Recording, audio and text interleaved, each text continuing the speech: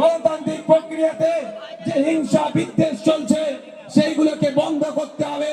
যত রকম অন্যায় অনাচার চলছে সবের বিরুদ্ধে আমাদেরকে লড়াই করতে হবে। কারণ ভুটিয়ারি শরীফের মাটি পবিত্র মাটি, এই মাটিতে কোনো অন্যায় কোনো অনাচারকে আমরা প্রশ্রয় দেব না।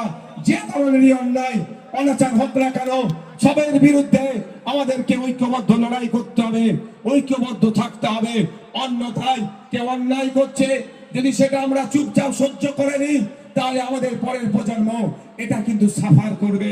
তাই আজকে আমাদের এই জায়গা থেকে শপথ নিয়ে যেতে হবে, যেই ভাইটিকে শহীদ করলো, যেই ভাইটিকে খুন করলো তার খুনিরা যতক্ষণ না পর্যন্ত সর্বোচ্চ শাস্তি পাচ্ছে আমরা শান্তির ঘুম আমরা ঘুমাবো না। ওই খুনিদের বিরুদ্ধে আমাদের লড়াই আমাদের সংগ্রাম জারি থাকবে। সহমত নাকি ভাই? আমি আমার ঘরে যাচ্ছি।